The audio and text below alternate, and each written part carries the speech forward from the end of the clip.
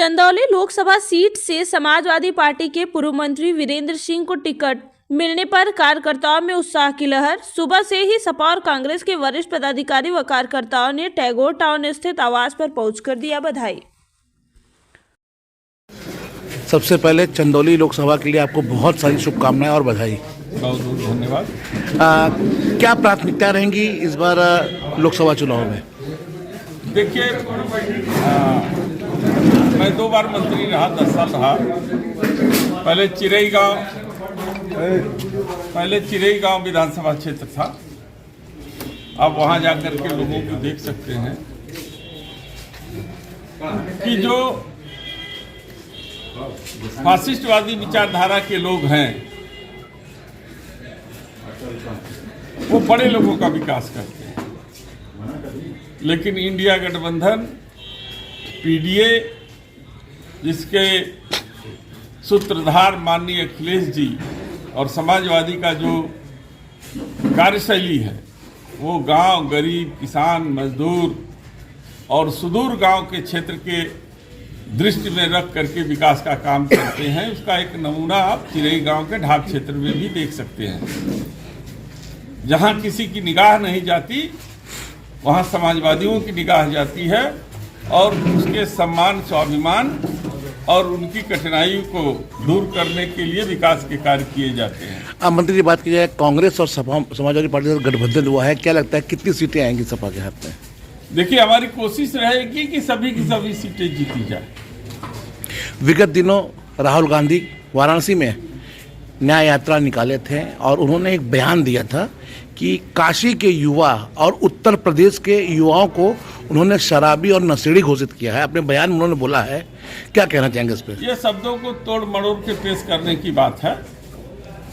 उन्होंने चिंता व्यक्त की कि जहां नौजवान के हाथों में रोजी रोजगार होना चाहिए, जहां नौजवानों के चेहरे पर खुशियां होनी चाहिए, जहां पे उनके चेहरे पे मुस्कान होनी चाहिए, आज उनके चेहरे को देख करके उन्होंने एक बात कही जिसको तोड़ मरोड़ कर लोगों ने पेश किया।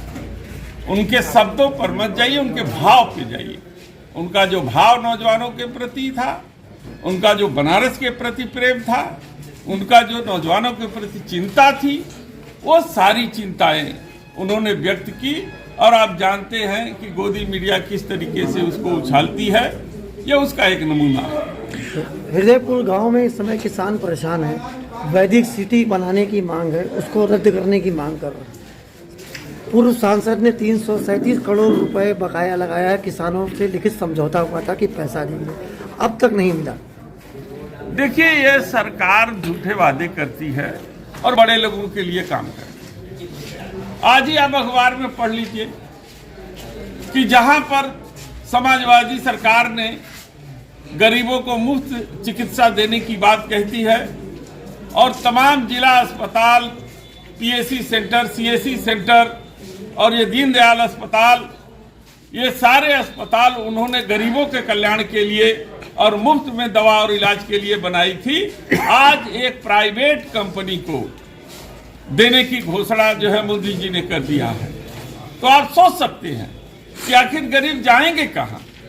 ये धोखे से आरक्षण को छीन लेना चाहते हैं, जो धोखे से गरीबों को मिलने वाले न्याय को छीन लेना चाहते हैं।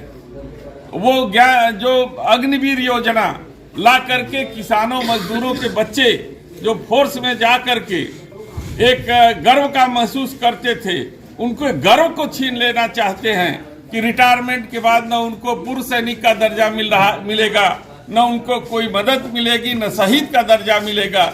ये गरीब, किसान, मजदूर और के विरोधी है सरकार और इसको उखाड़ फेंकने के लिए इंडिया गठबंधन बना है और पीडीए इसका मुख्य आधार होगा। मंत्री जी, बात की जाए आगामी लोकसभा चुनाव नजदीक है, ऐसे में अपने मतदाताओं से क्या अपील करेंगे आप? मतदाताओं से कहेंगे, अब जागिए, इनके भ्रमजाल से निकलिए और अपने हित की बात कीजिए, अपने अधिकार की बात कीजिए, अपने संविधान को बचाने के लिए एकजुट हो जाइए।